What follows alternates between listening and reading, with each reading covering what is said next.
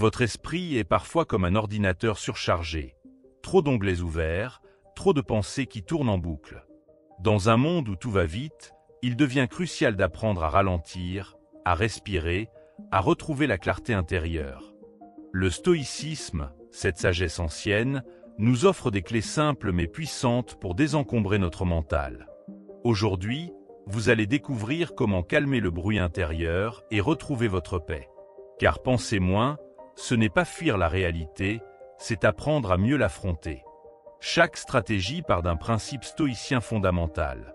Nous ne contrôlons pas ce qui arrive, mais nous contrôlons comment nous y répondons. En purifiant notre esprit des pensées inutiles, des attentes irréalistes et des jugements toxiques, nous créons un espace de liberté. Un espace pour respirer, agir avec lucidité et vivre pleinement l'instant présent. Que vous soyez submergé par le stress, l'anxiété ou la surcharge mentale, ce voyage vous offrira des outils concrets. Prêt à alléger votre esprit et à reprendre le contrôle? Avant de commencer, aime la vidéo et abonne-toi à la chaîne pour ne manquer aucun de nos nouveaux contenus. Stratégie 1. Comprendre le danger de la pensée excessive. Imaginez un étang dont l'eau est sans cesse agitée par le vent. Impossible d'y voir clair, n'est-ce pas? C'est exactement ce qui se passe dans notre esprit quand nous pensons trop. Nous tournons en rond, nous imaginons des scénarios catastrophes, et au final, nous nous épuisons pour rien. Les stoïciens avaient déjà compris ce piège il y a plus de 2000 ans. Leur solution? Apprendre à faire la différence entre ce qui dépend de nous et ce qui ne dépend pas de nous. Si vous passez votre temps à ruminer sur des événements passés ou à craindre un futur incertain, vous êtes comme cet étang boueux. Vous ne voyez plus la réalité telle qu'elle est. La clé, c'est de revenir à l'instant présent. Prenons un exemple concret. Vous attendez une réponse importante après un entretien d'embauche. Au lieu de vous torturer l'esprit en imaginant le pire, demandez-vous, est-ce que mes pensées changent la situation? La réponse est non. Alors, à quoi bon gaspiller votre énergie?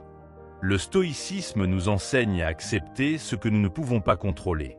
Un autre piège de la pensée excessive, c'est qu'elle nous fait croire que nous résolvons des problèmes, alors qu'en réalité, nous les inventons. Combien de fois avez-vous imaginé une dispute qui n'a jamais eu lieu? Ou anticipé un échec qui ne s'est jamais produit? C'est comme errer dans un labyrinthe sans issue. Alors, comment sortir de ce piège? En agissant plutôt qu'en subissant. Au lieu de vous perdre dans des « et si », posez-vous cette question. Qu'est-ce que je peux faire maintenant? Si la réponse est rien, alors détendez-vous. Si la réponse est une action concrète, lancez-vous sans tarder. Les stoïciens privilégiaient toujours l'action utile aux tourments inutiles. Bien sûr, ce n'est pas facile. Notre cerveau adore anticiper, analyser et parfois s'inquiéter sans raison. Mais comme un muscle, notre esprit peut s'entraîner. Chaque fois que vous remarquez que vous êtes pris dans une spirale de pensée, arrêtez-vous. Respirez et recentrez-vous sur ce qui est réel, ici et maintenant. Marc Aurèle, un grand philosophe stoïcien, écrivait dans ses carnets « Tu as pouvoir sur ton esprit, pas sur les événements extérieurs ». C'est une vérité simple mais puissante. Si vous apprenez à maîtriser vos pensées, vous maîtriserez votre tranquillité d'esprit. Le reste, ce n'est que du bruit. Essayez cet exercice aujourd'hui. Dès qu'une pensée angoissante surgit, demandez-vous si elle concerne quelque chose que vous pouvez changer. Si oui, agissez. Sinon, laissez-la partir comme un nuage dans le ciel. Petit à petit, vous retrouverez une clarté mentale bien plus précieuse que toutes les ruminations du monde. Le stoïcisme ne nous demande pas d'arrêter de penser, mais de penser mieux. De ne pas gaspiller notre énergie dans des peurs imaginaires. Comme un jardinier qui arrache les mauvaises herbes pour laisser fleurir ce qui est essentiel. Alors, quel sera votre premier pas vers un esprit plus libre? Stratégie 2. La gratitude comme remède. Imaginez vous réveiller chaque matin en ne voyant que ce qui vous manque. Le travail parfait, la maison idéale, la reconnaissance des autres. Notre esprit fonctionne souvent ainsi, comme un radar qui ne capte que les manques. Pourtant, les stoïciens nous offrent un antidote simple mais puissant, la gratitude. Quand nous pratiquons la gratitude, c'est comme si nous changions de lunettes. Soudain, nous remarquons l'eau fraîche qui coule du robinet, le sourire d'un proche, le soleil qui réchauffe notre peau. Ces petites choses, si banales en apparence, deviennent des trésors quand nous prenons le temps de les voir. Épicure, un philosophe que les stoïciens appréciaient, disait « Ce n'est pas la richesse qui fait la richesse, mais la conscience de ce que l'on possède ». Tenir un journal de gratitude est l'une des méthodes les plus concrètes pour cultiver cette conscience. Chaque soir, notez 3 choses simples qui ont illuminé votre journée. Au début, cela peut sembler artificiel. Dois-je vraiment être reconnaissant pour mon café du matin? Mais c'est justement là que réside la magie. Plus nous cherchons ces petits moments de grâce, plus notre cerveau se reprogramme pour les remarquer naturellement. C'est une gymnastique de l'esprit qui change tout. Les bénéfices sont immédiats. Quand nous nous concentrons sur ce que nous avons, l'esprit s'apaise. Les frustrations s'estompent. Même dans les moments difficiles, trouver ne serait-ce qu'une chose positive nous ancre dans le présent plutôt que de nous perdre dans nos tourments. Sénèque, grand sage stoïcien, écrivait chaque soir une lettre de gratitude à lui-même. Il appelait cela « examiner sa journée ». Ce rituel lui permettait de voir clairement ses progrès et ses bénédictions, plutôt que de ruminer sur ses défauts ou ses échecs. Essayez cet exercice pendant une semaine. Chaque soir, avant de dormir, notez 3 choses, même toutes petites, pour lesquelles vous êtes reconnaissant. Peut-être un bon repas, une conversation agréable, ou simplement le fait d'avoir un toit. Observez comment cela transforme doucement votre état d'esprit. La gratitude ne nie pas les difficultés de la vie. Elle nous donne simplement la force de les affronter avec plus de sérénité. Comme un navigateur qui, au milieu de la tempête, se souvient qu'il a encore des vivres et une boussole. Le stoïcisme nous enseigne que le bonheur ne vient pas d'avoir toujours plus, mais de savoir apprécier ce qui est déjà là.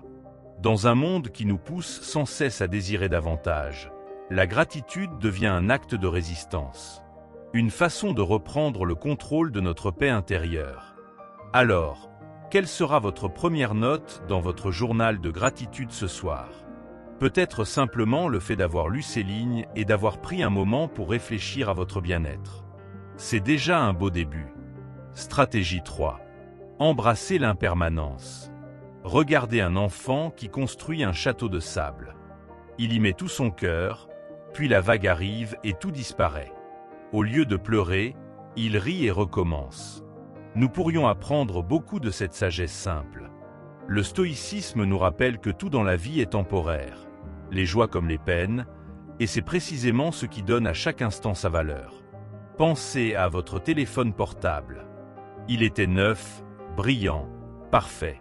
Aujourd'hui, il a peut-être des égratignures. Dans quelques années, il sera obsolète. C'est vrai pour tous nos biens, nos relations, même nos émotions.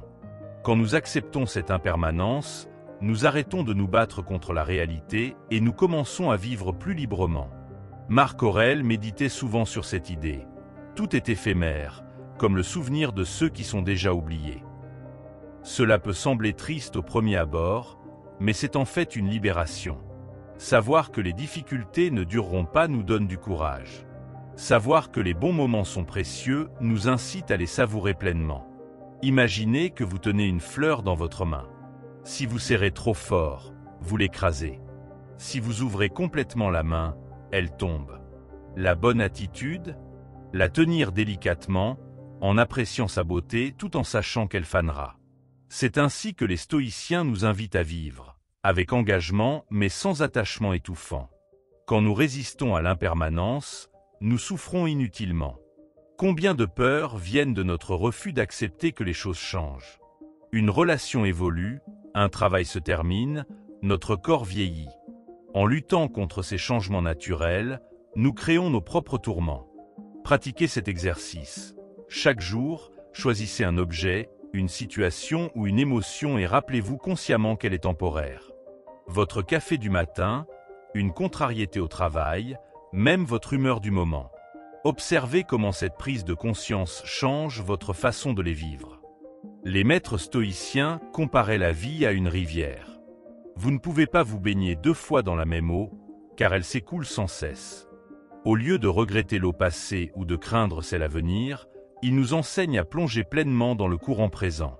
Cette vision n'enlève rien à la profondeur de nos expériences. Au contraire, elle les intensifie. Un repas partagé avec des amis devient plus précieux quand on sait que ces moments sont rares. Un coucher de soleil nous émeut davantage parce qu'il est unique. L'impermanence ne vide pas la vie de sens, elle le remplit. Le stoïcisme ne nous demande pas de devenir indifférents, mais d'aimer avec sagesse. D'apprécier ce que nous avons sans exiger que cela dure éternellement. C'est peut-être l'un des enseignements les plus profonds. La paix intérieure vient de l'acceptation du flux naturel des choses.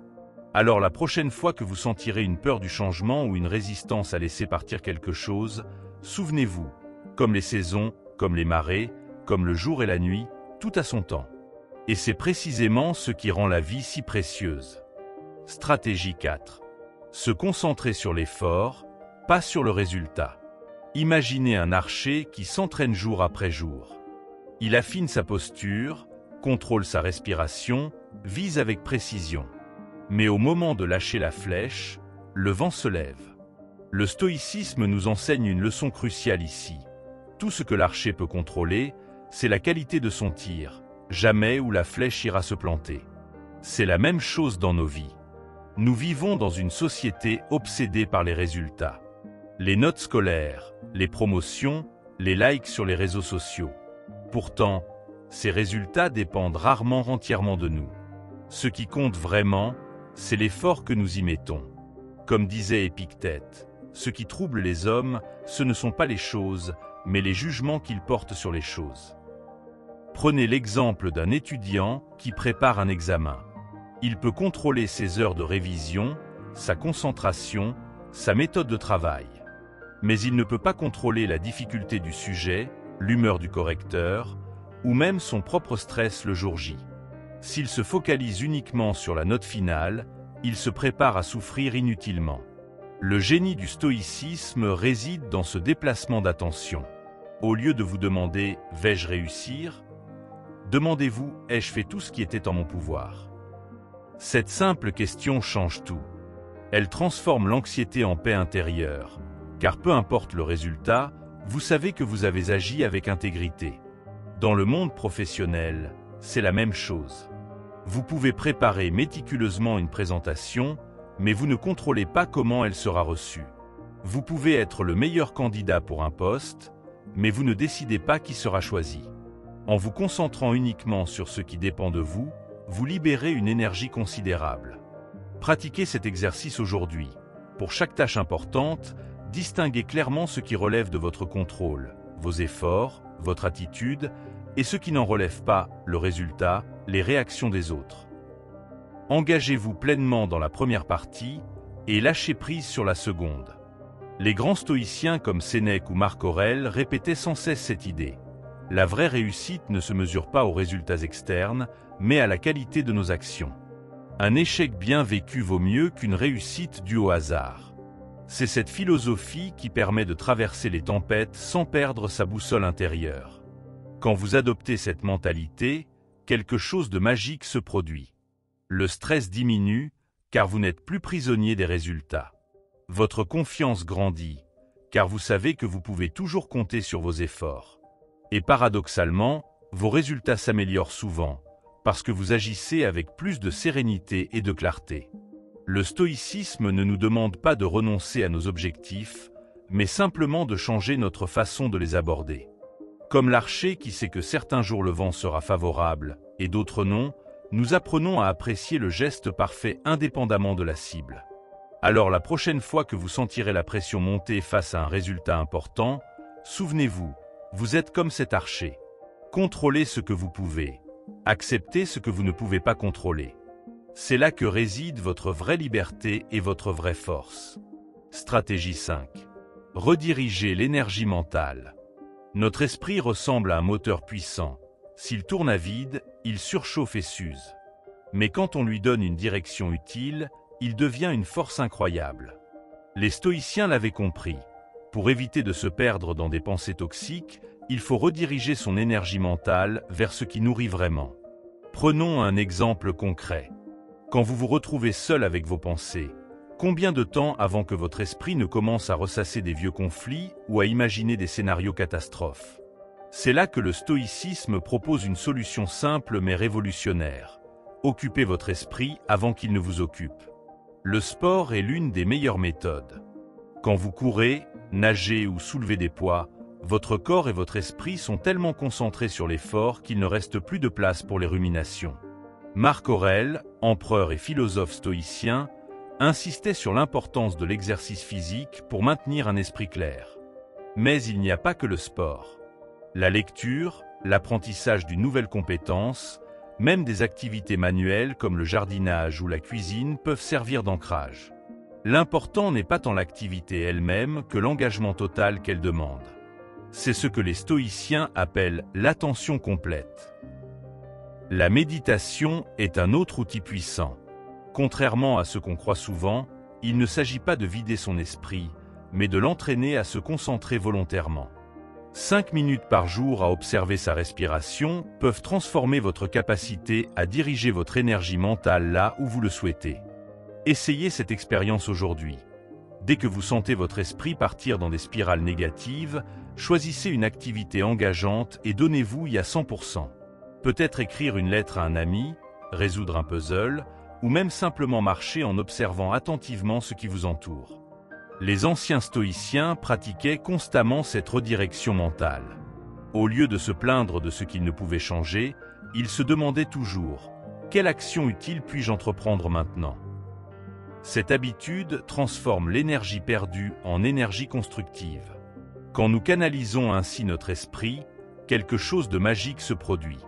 Non seulement nous évitons les pensées parasites, mais nous développons une nouvelle confiance en notre capacité à gérer notre monde intérieur. Nous devenons comme un capitaine qui tient fermement la barre plutôt qu'un passager ballotté par les vagues. Le stoïcisme ne nous promet pas une vie sans problème, mais il nous offre les outils pour ne pas en créer d'inutiles. Rediriger son énergie mentale, c'est reprendre le contrôle de son attention et donc de sa vie. Comme un jardinier qui choisit soigneusement quelle plante arroser dans le jardin de son esprit. Alors la prochaine fois que vous sentirez votre esprit partir dans toutes les directions, rappelez-vous, vous avez le pouvoir de choisir où investir votre énergie. Et ce choix fait toute la différence entre subir sa vie et la construire. Stratégie 6. Visualisez les pensées comme transitoires. Asseyez-vous un instant et regardez le ciel.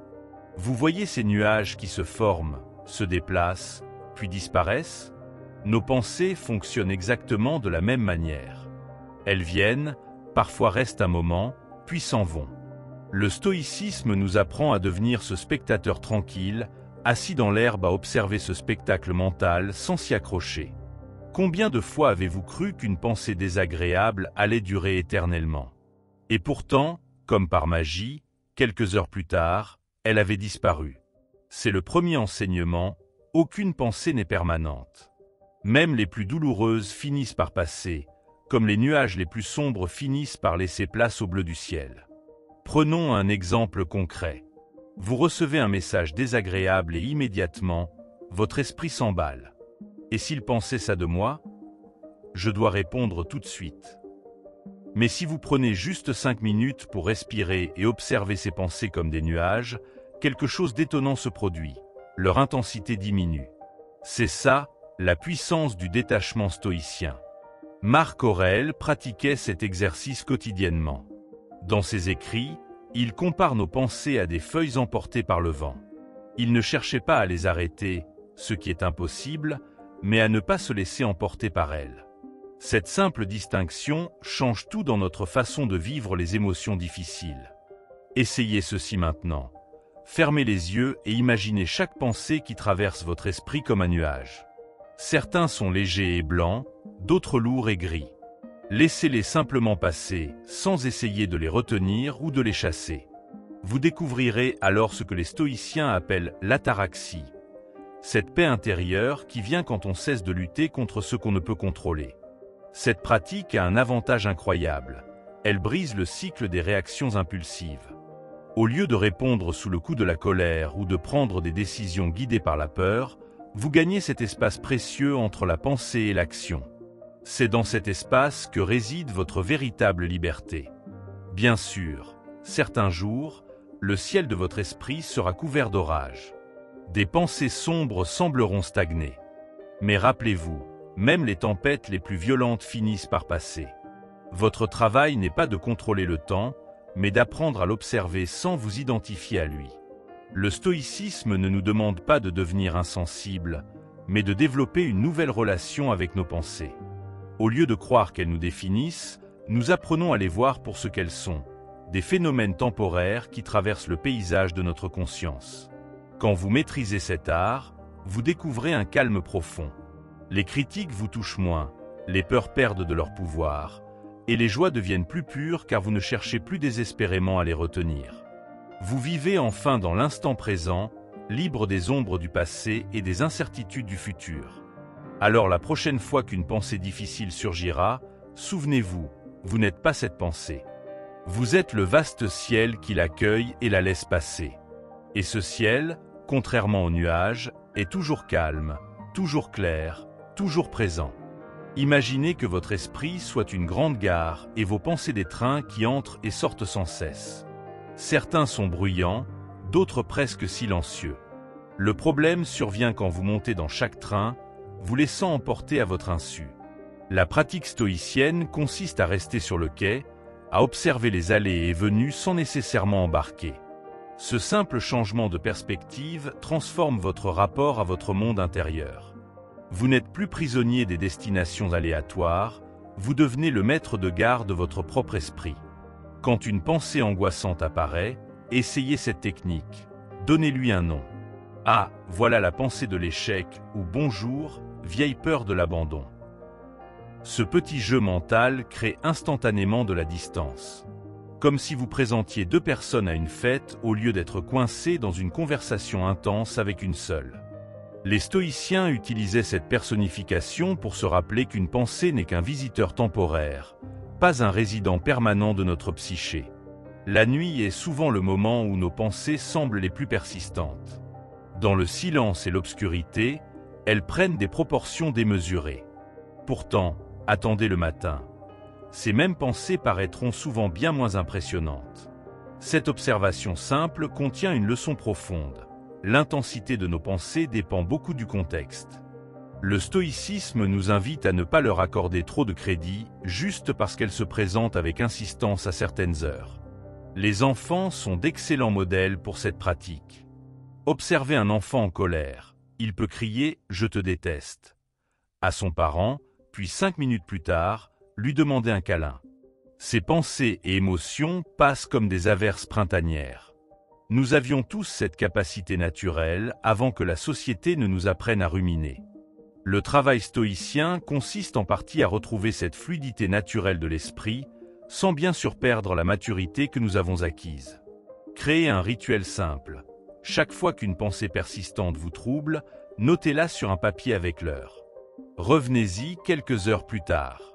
Dans la majorité des cas, vous serez étonné de constater à quel point elle a perdu de sa puissance. Ce petit exercice concret vous prouvera par l'expérience ce que les philosophes stoïciens affirmaient.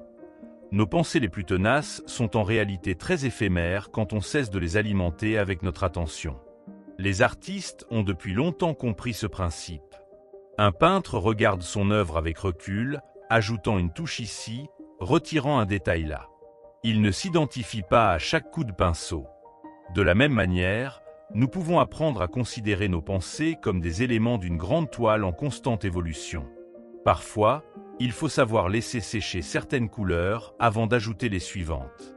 Cette approche créative de l'esprit est profondément compatible avec la vision stoïcienne. Quand vous êtes pris dans une spirale de pensée, posez-vous cette question stoïcienne. Est-ce que cette pensée m'est utile? Si la réponse est non, imaginez-la comme un fichier inutile sur votre ordinateur mental. Vous n'avez pas besoin de le supprimer avec force, ce qui peut paradoxalement lui donner plus d'importance. Simplement, cessez de lui accorder de l'énergie et laissez-le disparaître naturellement dans les archives de votre esprit, comme tant d'autres avant lui. La nature nous offre un modèle parfait d'impermanence. Regardez les arbres en automne.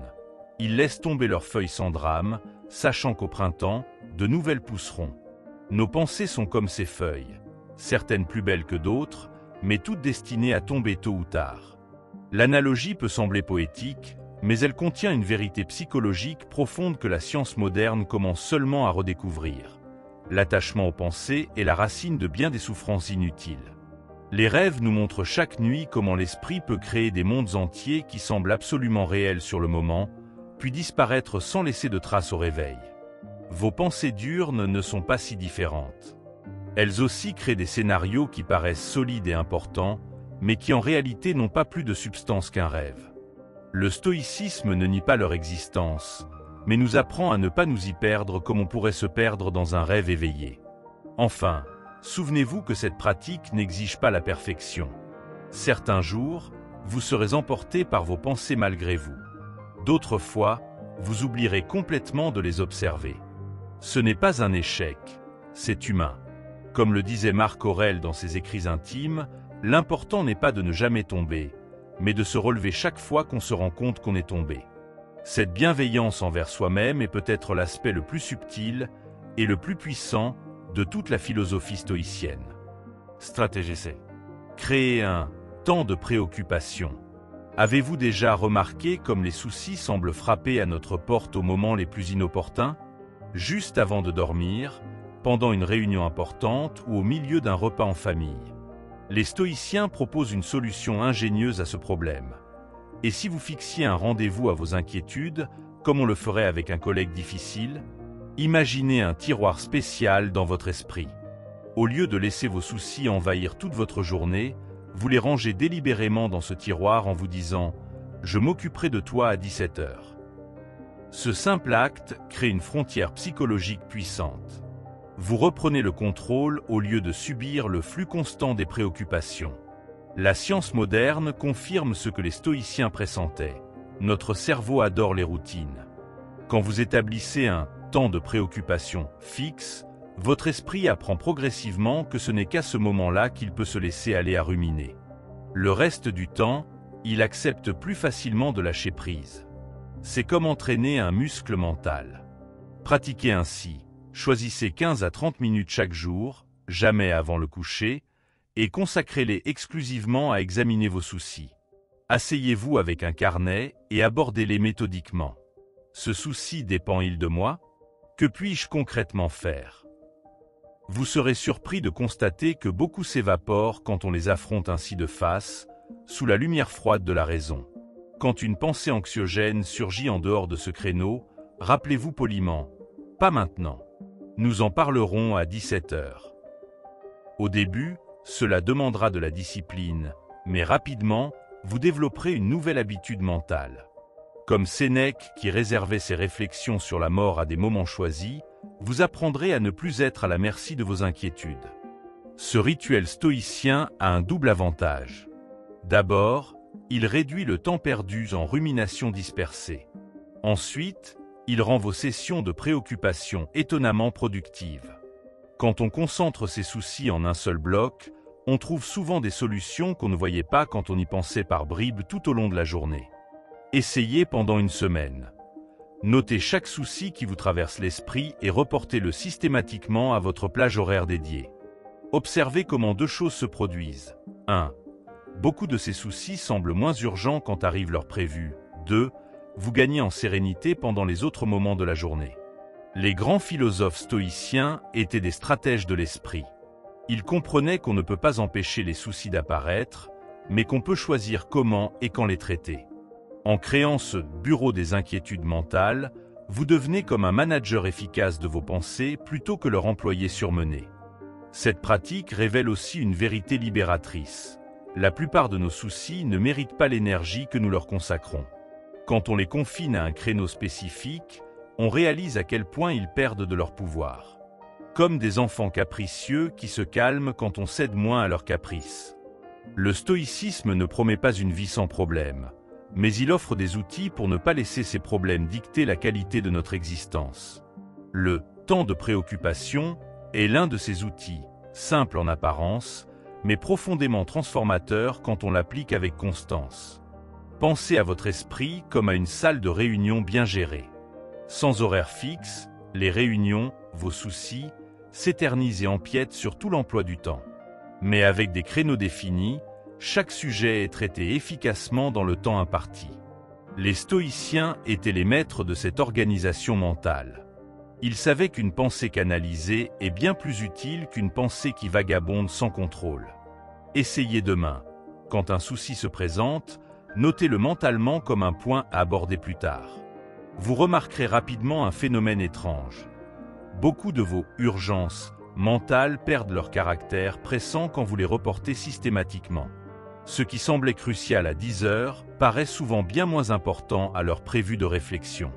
C'est la preuve que beaucoup de nos inquiétudes sont amplifiées par le moment où elles surgissent, pas par leur nature réelle. Le philosophe Épictète conseillait d'examiner chaque pensée comme un objet qu'on tourne dans ses mains, pour en voir tous les angles avant de décider si elle mérite notre attention. Certains jours, votre temps de préoccupation sera bien rempli. D'autres fois, vous ouvrirez votre carnet et réaliserez que peu de choses y méritent vraiment d'être notées. Cette variation elle-même est instructive. Elle montre que l'intensité de nos soucis dépend souvent de notre état du moment, pas des problèmes eux-mêmes. Les stoïciens recommandaient de toujours commencer ces sessions en se demandant « Qu'est-ce qui dépend vraiment de moi dans tout cela ?» Cette question seule dissipe bien des inquiétudes inutiles.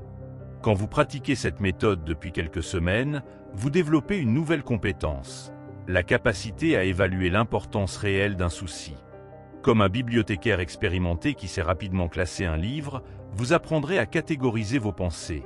Ceci mérite mon temps dédié, cela peut attendre, ou ce n'est même pas la peine d'y consacrer de l'énergie. Ce tri mental devient automatique et libère énormément d'espace psychique.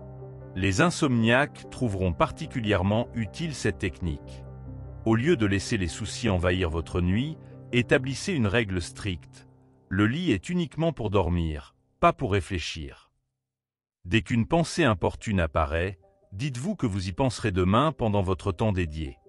Au début, cela demandera de la persévérance, mais progressivement, votre esprit apprendra à dissocier le moment du coucher du moment des préoccupations. Marc Aurèle lui-même pratiquait cette séparation rigoureuse. Votre temps de préoccupation peut devenir un véritable laboratoire de solutions. Au lieu de simplement ruminer, abordez-le avec méthode. Listez vos soucis, classez-les par ordre d'importance, puis pour chacun, notez une action concrète à entreprendre ou une acceptation à cultiver. Ce processus transforme l'énergie anxieuse en puissance d'action. Vous passez du statut de victime de vos pensées à celui d'architecte de vos solutions. Certaines personnes trouvent utile de diviser leur temps de préoccupation en deux parties. D'abord l'examen des soucis pratiques, problèmes concrets à résoudre, puis l'exploration des inquiétudes existentielles, questions plus larges sur la vie. Cette structure empêche les deux types de se mêler et de s'amplifier mutuellement. Les stoïciens étaient experts dans cet art de la séparation. Ils savaient qu'un problème bien défini est à moitié résolu. Quand vous maîtrisez bien cette pratique, vous pouvez même en faire un jeu. Notez vos prédictions anxieuses, je vais rater ce projet, et vérifiez plus tard combien se sont réellement produites. Vous découvrirez probablement, comme les études en psychologie le montrent, que la grande majorité de nos craintes ne se matérialisent jamais. Ce simple constat, répété, diminue progressivement la puissance que vos inquiétudes ont sur vous. Les jours particulièrement chargés, votre temps de préoccupation peut être réduit à 5 minutes. L'important n'est pas la durée, mais la régularité et le respect du cadre. Même bref, ce moment ritualisé empêche les soucis de s'infiltrer partout. C'est comme un exutoire de pression mentale. Une soupape de sécurité que vous actionnez volontairement pour éviter les explosions aléatoires d'anxiété. Avec le temps, cette pratique stoïcienne change votre relation à vos propres pensées. Vous ne les craignez plus autant, car vous savez qu'elles auront leur temps et leur place. Cette sérénité fondamentale est peut-être le plus beau cadeau de la philosophie stoïcienne. La certitude intérieure que peu importe les tempêtes mentales, vous possédez toujours un ancrage, un refuge organisé dans votre propre esprit. Stratégie 8. Divisez les problèmes en étapes concrètes. Imaginez-vous devant un immense puzzle de 1000 pièces. La tâche semble décourageante, n'est-ce pas? Pourtant, si vous commencez par trier les bords, puis regrouper les couleurs, pièce après pièce, l'image se révèle progressivement. C'est exactement ainsi que les stoïciens abordaient les problèmes complexes, en les réduisant en éléments digestibles. Prenez un défi qui vous semble insurmontable aujourd'hui, peut-être un projet professionnel ambitieux, une situation familiale délicate ou un objectif personnel intimidant. La première question stoïcienne à se poser est « Quelle est la plus petite action réalisable maintenant ?» Souvent, ce premier pas est bien plus accessible qu'on ne l'imagine. Les anciens stoïciens comme Sénèque pratiquaient cette méthode face aux épreuves les plus redoutables. Un problème global nous paralyse, mais ses composantes nous sont accessibles. C'est comme gravir une falaise. On ne regarde pas le sommet vertigineux, mais la prochaine prise où poser la main. Prenons un exemple concret. Vous devez rédiger un important rapport. Au lieu de vous noyer sous l'ampleur de la tâche, décomposez-la. Recherche préliminaire, plan détaillé, rédaction par section, relecture. Ce qui paraissait écrasant devient une série d'étapes gérables. Le stress diminue car chaque petit succès renforce votre sentiment de maîtrise. Cette approche comporte un avantage psychologique majeur. Chaque micro-étape accomplie devient une victoire qui alimente votre motivation. Comme des dominos qui tombent successivement, chaque action vous propulse vers la suivante. Les stoïciens nommaient cela l'art du progrès mesuré. Expérimentez ceci dès aujourd'hui. Choisissez un problème actuel et divisez-le en au moins 10 micro-actions. Vous constaterez que certaines paraissent immédiatement moins intimidantes. Sélectionnez la plus simple et accomplissez-la sans penser à la suite. Ce mouvement vers l'avant, aussi modeste soit-il, change tout. Marc Aurèle consignait dans ses carnets ses défis décomposés en actions élémentaires. Aujourd'hui, je dois simplement. Écrivait-il. Cette simplicité volontaire l'aidait à rester concentré sur le contrôlable, sans se perdre dans l'ampleur des enjeux. Le stoïcisme nous enseigne qu'aucun défi n'est trop grand quand on accepte de le réduire à sa plus simple expression. Comme un sculpteur qui voit dans le marbre non pas la statue finale, mais simplement l'endroit où donner le prochain coup de ciseau. Votre pouvoir réside toujours dans cette action immédiate, aussi modeste apparaisse-t-elle. La tour Eiffel n'a pas été construite en un jour, mais rivet par rivet. Les plus grandes réalisations humaines partagent ce point commun, une succession de petites actions disciplinées. Le stoïcisme applique cette vérité à nos défis quotidiens. Votre vie se construit brique après brique, et c'est en vous concentrant sur la brique actuelle que vous édifiez quelque chose de solide. L'urgence moderne nous pousse à vouloir tout de suite. La sagesse antique nous rappelle la puissance de la progression patiente. Quand vous divisez un problème, faites-le matériellement. Prenez un tableau ou une feuille et listez chaque étape. Le simple fait de visualiser votre défi décomposé lui retire une partie de son pouvoir anxiogène. Les stoïciens pratiquaient régulièrement cet exercice d'extériorisation. Ils comprenaient qu'une préoccupation mentale vague semble toujours plus menaçante qu'une série d'étapes tangibles. Essayez. Vous serez surpris de voir combien vos problèmes semblent soudain plus clairs et gérables. Certaines étapes paraîtront encore trop importantes après votre premier découpage. C'est normal. Divisez-les à leur tour, encore et encore, jusqu'à obtenir des actions si simples qu'elles ne font plus peur. Voulez-vous changer de carrière? Commencez par explorer un métier pendant 1 heure. Dois-je me remettre en forme? Débutez par 5 minutes d'exercice. Cette technique du découpage fractal est l'un des antidotes les plus puissants contre la procrastination. Les stoïciens distinguaient clairement les vrais problèmes des faux problèmes. Un vrai problème peut être divisé en actions concrètes. Un faux problème, et si j'échoue? Ne le peut pas, c'est simplement une pensée parasite à écarter. Cette distinction cruciale vous évitera de gaspiller votre énergie. Demandez-vous toujours, ce qui m'inquiète peut-il être décomposé en étapes actionnables? Sinon, c'est probablement une peur imaginaire à identifier et laisser partir. La nature nous enseigne la puissance des micro-actions répétées. Un canyon se forme goutte après goutte. Un arbre pousse feuille après feuille. Rien de durable ne se construit dans la précipitation. En adoptant ce rythme naturel de progression, vous synchronisez votre esprit avec une sagesse bien plus ancienne que nos rythmes modernes effrénés. Les philosophes stoïciens s'inspiraient constamment de ces observations pour cultiver leur patience active. Quand vous accomplissez une micro-étape, reconnaissez-le consciemment. Pas besoin de célébration extravagante, un simple « c'est fait » suffit. Ce renforcement positif conditionne votre cerveau à associer les défis à des opportunités plutôt qu'à des menaces. Les pratiquants du stoïcisme tenaient des journaux méticuleux de leurs petites victoires, sachant que c'est par leur accumulation que se bâtit une vie vertueuse et accomplie. Les jours de faible énergie, cette méthode révèle toute sa valeur. Même épuisé, vous pouvez accomplir une action minuscule. Aujourd'hui, je ne peux pas résoudre mon problème entier, mais je peux passer cet appel, faire cette recherche, ranger ce dossier. Le stoïcisme nous libère de la tyrannie du « tout ou rien », chaque pas compte, même, surtout, les plus modestes. Cette approche transforme radicalement votre rapport aux obstacles. Un revers ne signifie plus l'échec total, mais simplement qu'une étape nécessite réajustement. Comme un scientifique testant des hypothèses, vous apprenez à voir chaque tentative comme une donnée utile plutôt qu'un désastre. Les stoïciens considéraient les difficultés comme des occasions d'apprendre et progresser, à condition de maintenir la situation divisible en éléments actionnables. Partagez cette méthode avec votre entourage. En aidant quelqu'un à décomposer son problème, vous réalisez à quel point nous amplifions tous nos difficultés. Par quoi pourrais-tu commencer ? Est souvent la seule question nécessaire pour débloquer une situation. Les maîtres stoïciens excellaient dans cet art de guider vers la simplicité d'action, une compétence aussi précieuse aujourd'hui qu'il y a 2000 ans. Avec la pratique, cette façon de penser devient seconde nature. Vous ne voyez plus les obstacles monumentaux, seulement les marches qui permettent de les franchir.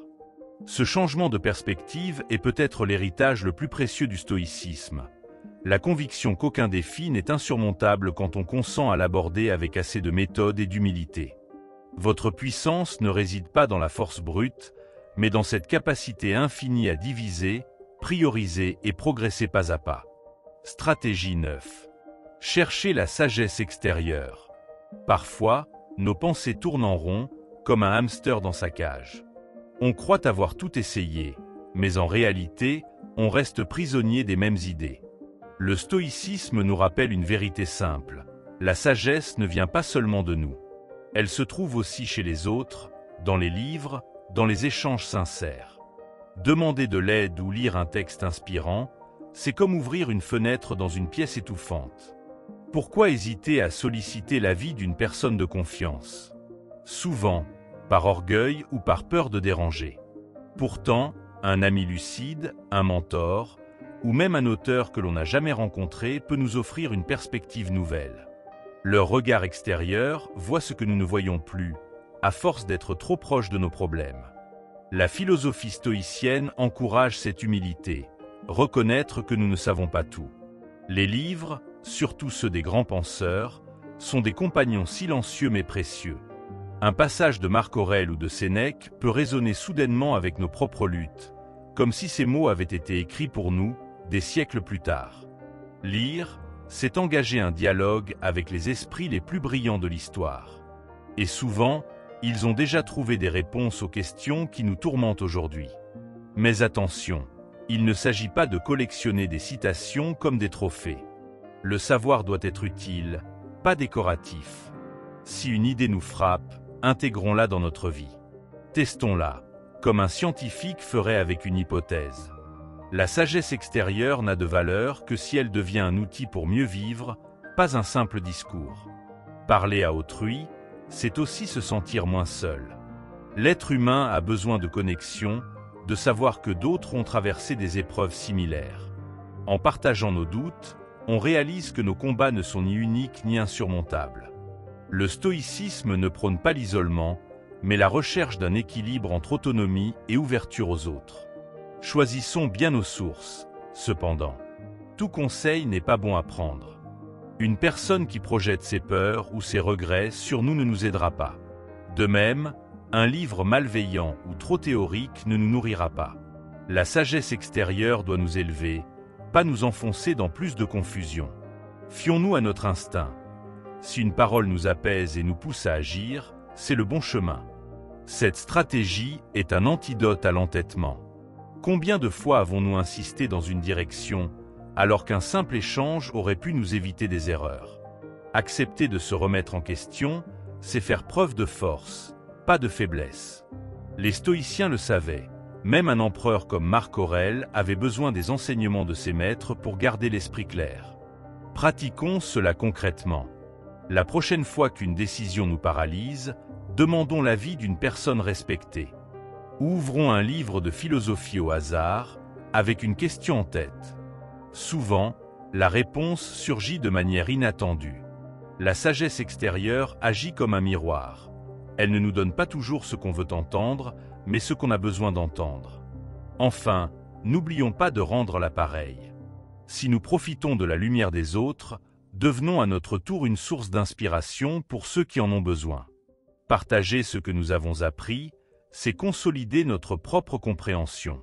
Le stoïcisme n'est pas égoïste, il se nourrit de l'échange et de la transmission. Alors, sortons de notre bulle. Parlons, lisons, écoutons. Le monde regorge de sagesse, il suffit de tendre la main pour la saisir. Et parfois, la solution à nos problèmes se trouve juste là, dans les mots d'un ami ou dans les pages d'un vieux livre oublié.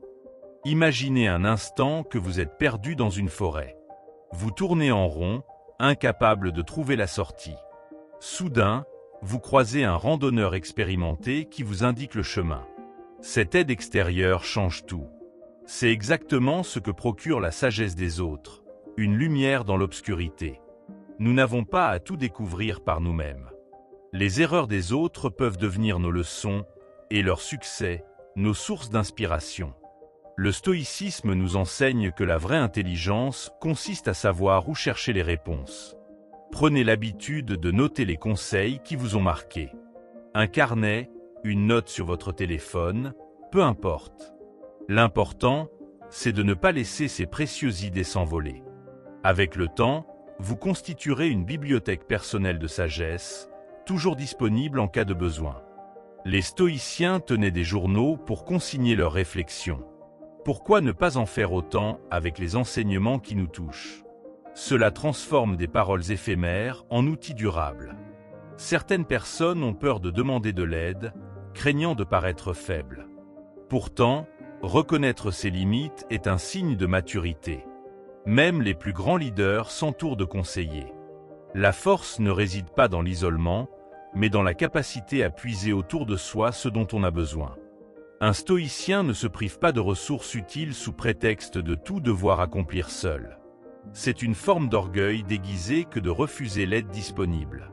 Les livres philosophiques ne sont pas réservés aux érudits. Ils contiennent des vérités universelles, accessibles à tous. Vous n'avez pas besoin de tout comprendre d'un coup. Une phrase, un paragraphe peuvent suffire à éclairer votre journée. Lisez lentement, méditez sur ce qui vous parle et laissez le reste pour plus tard. La sagesse est comme une graine, elle grandit avec le temps. Le stoïcisme, en particulier, offre des enseignements pratiques directement applicables dans la vie quotidienne. Parfois, nous résistons aux conseils parce qu'ils remettent en question nos habitudes. C'est normal. Le changement est inconfortable. Mais c'est justement dans cet inconfort que se trouve la croissance. Si une suggestion vous irrite, posez-vous cette question. Et si c'était vrai? Cette simple remise en question peut briser des barrières mentales. Les stoïciens appelaient cela « exercer son jugement ». La vérité nous libère, même quand elle nous dérange au premier abord. Les conversations profondes sont devenues rares. Nous parlons beaucoup, mais échangeons peu. Pourtant, une seule discussion sincère peut transformer une perspective. Cherchez des personnes qui savent écouter et qui osent vous dire ce que vous devez entendre, pas ce que vous voulez entendre. Ces relations sont précieuses. Comme le disait Épictète, nous sommes la moyenne des 5 personnes que nous fréquentons le plus. Choisissez-les avec soin. La technologie nous donne accès à une quantité infinie de connaissances, mais attention à ne pas se perdre dans ce flux. Tout n'est pas utile. Apprenez à filtrer, à sélectionner ce qui vous élève. Un bon livre, un podcast inspirant, une conversation réfléchie valent mieux que des heures de distraction vide. Le stoïcisme nous rappelle que la qualité prime sur la quantité, y compris dans nos sources de sagesse. N'attendez pas la crise pour chercher des réponses. Cultivez quotidiennement votre esprit, comme un jardinier entretient son jardin. Quelques pages par jour, une réflexion partagée avec un ami, et vous construirez peu à peu une réserve de sagesse pour les moments difficiles. Les stoïciens pratiquaient cette discipline. Ils se préparaient à l'avance pour ne pas être pris au dépourvu. Soyez aussi une source de sagesse pour les autres.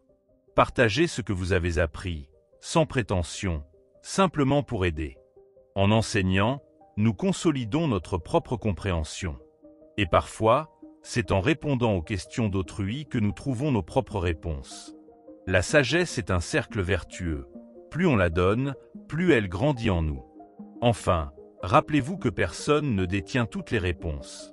Chaque personne, chaque livre, chaque expérience apporte une pièce du puzzle. Restez curieux, restez ouvert. La quête de la sagesse est un voyage sans fin, et c'est cela qui la rend si passionnante. Comme le disait Socrate, le plus sage est celui qui sait qu'il ne sait pas. Alors, continuez à chercher, à questionner, à apprendre. Le monde est votre salle de classe. Stratégie 10. Le danger de la pensée excessive. Notre esprit est un outil puissant, mais quand il tourne à vide, il devient comme un moteur qui surchauffe. Les stoïciens l'avaient bien compris. Trop réfléchir, c'est souvent se perdre dans des problèmes qui n'existent pas encore. Nous fabriquons des montagnes de soucis alors que la réalité est bien plus simple. Combien de nuits avons-nous passé à imaginer le pire pour finalement découvrir que nos craintes étaient exagérées? Prenons un exemple concret. Vous avez une conversation difficile à mener demain. Votre esprit commence à prévoir toutes les réactions possibles, à imaginer chaque mot, chaque réponse. Mais en réalité, vous ne pouvez pas contrôler cette discussion à l'avance. Tout ce temps passé à ruminer est du temps perdu, et surtout, de l'énergie gaspillée. Le stoïcisme nous rappelle une vérité essentielle. Préparer son esprit, oui, mais se noyer dans des hypothèses, non. La pensée excessive est souvent le fruit de notre peur de l'inconnu. Nous croyons, à tort, que si nous anticipons chaque détail, nous serons protégés. Mais la vie est imprévisible, et c'est précisément ce qui la rend belle. Les stoïciens prônaient l'acceptation de cette incertitude. Au lieu de combattre ce que nous ne pouvons pas changer, concentrons-nous sur ce qui dépend de nous, nos actions ici et maintenant. Une technique simple pour sortir de ce piège mental, la question de clarté. Demandez-vous, est-ce que cette pensée m'aide vraiment? Si la réponse est non, laissez-la passer comme un nuage dans le ciel. Vous n'êtes pas obligé de retenir chaque idée qui traverse votre esprit. Apprenez à distinguer les réflexions utiles des ruminations stériles. C'est un premier pas vers la liberté intérieure. L'anxiété naît souvent de ce dialogue intérieur incessant. Nous nous parlons à nous-mêmes toute la journée, mais rarement avec bienveillance. Et si nous changions de discours? Au lieu de « et si ça tourne mal ?» Essayez, je ferai face le moment venu. Cette petite différence change tout. Les stoïciens ne fuyaient pas les problèmes, mais ils refusaient de les inventer avant qu'ils n'arrivent.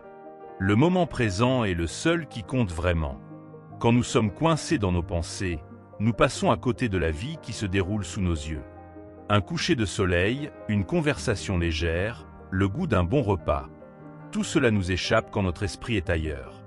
Le stoïcisme nous invite à cette présence. Savourer ce qui est, plutôt que de s'épuiser sur ce qui pourrait être. L'action est le meilleur remède à la surréflexion. Au lieu de tourner en rond dans votre tête, faites quelque chose de concret. Marchez, écrivez, engagez-vous dans une tâche simple. Le mouvement brise le cycle des pensées obsessionnelles. Les grands stoïciens comme Marc Aurèle étaient des hommes d'action, pas des rêveurs. Ils savaient que l'oisiveté mentale est le terrain fertile des peurs inutiles. Certaines questions n'ont pas de réponse immédiate, et c'est normal. Nous voulons tout comprendre, tout résoudre, mais parfois, il faut simplement laisser le temps faire son œuvre. Faites confiance à la vie. Les stoïciens parlaient des amor fati, l'amour de son destin. Acceptez que certaines choses se révèlent avec le temps, sans que vous ayez besoin de tout analyser à l'avance. Enfin, souvenez-vous que vous n'êtes pas vos pensées. Elles vont et viennent, mais vous, vous restez. Ne vous identifiez pas à chaque idée négative qui surgit. Observez-les avec détachement, comme un témoin silencieux. Cette distance, les stoïciens la cultivaient par des exercices de méditation. Elle permet de ne pas se laisser emporter par le tourbillon mental. La prochaine fois que vous sentez votre esprit s'emballer, respirez profondément. Rappelez-vous que la plupart de ce que nous craignons n'arrive jamais, et que ce qui arrive est rarement aussi grave que nous l'imaginions. Le stoïcisme ne nous demande pas d'arrêter de penser, mais de penser mieux, avec clarté, mesure, et surtout, avec paix intérieure. Imaginez votre esprit comme une rivière. Quand elle coule naturellement, tout est clair et paisible. Mais quand vous essayez de tout contrôler, c'est comme si vous jetiez des pierres dans l'eau. Tout devient trouble et agité. Les stoïciens comprenaient que certaines choses doivent simplement suivre leur cours. La sagesse consiste à savoir quand intervenir et quand laisser faire. Nous avons développé une étrange habitude. Croire que plus nous pensons à un problème, plus nous aurons de chances de le résoudre. Mais souvent, c'est l'inverse qui se produit. Comme un ordinateur qui ouvre trop d'onglets, notre cerveau finit par surchauffer. La solution ? Appuyez sur pause. Allez vous promener, changez d'activité. Souvent, les meilleures idées viennent quand on ne les force pas. Observez les enfants, ils ne s'embarrassent pas de réflexions inutiles. S'ils ont un problème, ils agissent ou demandent de l'aide, puis passent à autre chose. En grandissant, nous avons perdu cette simplicité. Le stoïcisme nous invite à retrouver cette spontanéité raisonnée. Agir quand on peut, accepter quand on ne peut pas, sans se perdre dans des « et si interminables ». La nuit est le moment où nos pensées deviennent les plus envahissantes. Allongés dans le noir, chaque petit souci prend des proportions démesurées. Les stoïciens recommandaient une pratique simple. Remettez ces pensées au lendemain matin. Dites-vous, si ce problème semble toujours aussi grave à la lumière du jour, alors je m'en occuperai. 9 fois sur 10, il aura perdu de son importance. Notre époque valorise la réflexion constante, comme si penser beaucoup équivalait à penser bien. Mais la qualité prime sur la quantité. Une seule idée claire vaut mieux que 1000 confuses. Les grands stoïciens écrivaient des textes courts et puissants, précisément parce qu'ils avaient affiné leur pensée au lieu de la laisser divaguer.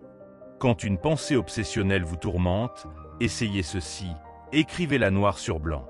Souvent, en la voyant ainsi matérialisée, vous réaliserez à quel point elle est disproportionnée. C'est comme sortir un monstre de l'ombre, une fois exposé à la lumière, il perd son pouvoir. Les stoïciens utilisaient souvent l'écriture pour mettre de l'ordre dans leurs idées. Nous confondons souvent préparation et obsession. Se préparer, c'est envisager quelques scénarios réalistes et se mettre en position d'y faire face. L'obsession, c'est imaginer 50 possibilités improbables. L'une est utile, l'autre épuisante. Le stoïcien sait faire la différence et s'arrête quand la réflexion cesse d'être productive. La nature nous donne une belle leçon. Les arbres ne luttent pas contre le vent, ils plient avec lui. De même, notre esprit devrait apprendre à accueillir les événements sans résistance inutile. Les pensées excessives sont souvent des tentatives désespérées pour tout contrôler. Mais comme le disait Sénèque, la souffrance vient moins des choses elles-mêmes que de notre vision des choses. Pratiquez régulièrement des moments de silence mental. Pas besoin de méditer des heures. Quelques minutes où vous observez simplement votre respiration suffisent. Ces pauses permettent à votre esprit de se recalibrer, comme un ordinateur qu'on éteint et qu'on rallume. Les stoïciens intégraient ces moments de pause dans leur routine quotidienne. Enfin, souvenez-vous que vous n'êtes pas seul dans cette lutte contre les pensées envahissantes. Même les plus grands philosophes y ont été confrontés. Ce qui compte, c'est de ne pas abandonner. Petit à petit, en appliquant ces principes stoïciens, vous reprendrez le contrôle de votre paysage intérieur. Et cela change tout. Quand nos pensées sont claires, notre vie entière devient plus lumineuse. La pensée excessive nous vole quelque chose de précieux, notre capacité à simplement être. Nous passons tellement de temps à analyser le passé ou à anticiper le futur que nous en oublions de vivre pleinement l'instant présent. Les stoïciens nous rappellent une vérité simple. La vie se déroule ici et maintenant. Chaque moment perdu dans des ruminations inutiles est un moment où nous ne sommes pas vraiment vivants. Et si la vraie sagesse consistait parfois à juste cesser de trop penser? Il existe une beauté dans la simplicité d'esprit. Cela ne signifie pas devenir naïf, mais plutôt apprendre à faire confiance au flux naturel de la vie. Comme un navigateur qui suit le courant plutôt que de lutter contre lui, nous pouvons choisir de lâcher prise sur ce qui dépasse notre contrôle. Le stoïcisme ne prône pas la passivité, mais une action mesurée et détachée, agir avec engagement, puis savoir s'arrêter quand nous avons fait notre part. Quand vous surprenez votre esprit à s'emballer, souriez intérieurement. Reconnaissez ce mécanisme sans vous y identifier. Ah, voilà mon esprit qui recommence ses vieilles habitudes. Cette simple prise de conscience crée une distance salvatrice. Petit à petit, vous développerez comme un muscle mental, la capacité à observer vos pensées sans vous y noyer. C'est là l'un des plus beaux héritages de la philosophie stoïcienne. En fin de compte, la paix intérieure ne vient pas de l'absence de pensée, mais de notre relation avec elle. Nous ne pouvons pas empêcher les vagues, les idées qui surgissent, mais nous pouvons apprendre à ne pas nous y noyer. C'est cela, la maîtrise stoïcienne. Non pas un contrôle rigide de l'esprit, mais une douce discipline qui nous permet de naviguer les tempêtes mentales avec grâce et résilience. Le chemin est simple, mais non facile. Un pas, puis un autre, en gardant toujours les yeux ouverts sur l'essentiel.